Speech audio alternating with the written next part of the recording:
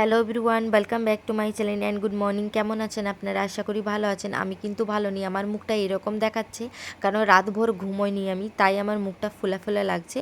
তো মিষ্টু ঈশানকে উঠাচ্ছিলাম, উঠছিল না, তাই ভাবলাম জানলাটা খুলে দিই। যে জানলা খুলেছি দেখছি দুজনেই উঠে বসে গেছে, জানলার আলোটাতে ঢুকছে তো তাই জন্য। তো এখানে সবাইকে রেডি করিয়ে দিয়েছি। আজকে যাব একটু ডাক্তারের কাছে। ঈশানের নাকের কেচে প্রচুর লেগে গেছে, তাই রাতভর ঘুমোইনি, খুব কষ্ট। আর যে আমি বেরোতে যাচ্ছি দেখছি চটি ছিঁড়ে গেছে। এটা আমাদের পুরনো আদত, মিষ্টু আর আমার চটি ছিঁড়তেই থাকে। বেরিয়ে পড়লাম আমরা মাদের বাড়ি যাবার জন্য। সেইখানে পৌঁছে গেছি, ভিডিওটা না বড় করে খেতে বসে গেছি চা রুটি, কারণ বাড়ি থেকে কিছুই খেয়ে আসিনি। চলে এসেছি হসপিটালে, ইএসআই হসপিটাল। এখানে আমার বরের কার আছে, তাই ভাবলাম এখানে ঈশানকে দেখাবো। তো ইএসআই হসপিটালে আর বেশি ভিডিও করলাম না, প্রচুর লাইন ছিল।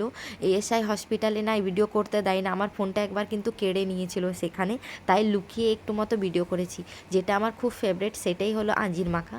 তো এই সাইড থেকে বেরিয়ে আঞ্জির মাখা খেলাম। বাড়িতে চলে এসে একটা সরবতি আলু রাখা ছিল, সেটাও খেলাম।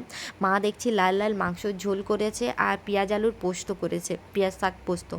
তো ভাত খেতে বসে গেছি, খিদে প্রচুর পেয়েছিল, সারাদিন কিছু খাইনি, সেই একটা রুটি খেয়ে বেরিয়েছিলাম আর ওই আঞ্জির মাখা খেয়েছি।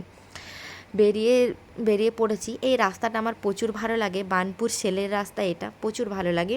রাস্তাতে দেখছি ঈশান ঘুমিয়ে পড়েছে। ঈশানের খুব কষ্ট দেখে আমার আর ভালো লাগছে না, কিন্তু ভাবলাম সেই ভিডিওটা আপনাদের সাথে শেয়ার। একটি মিষ্টুর জন্য নকলি চুল কিনেছে, সেটা লাগিয়ে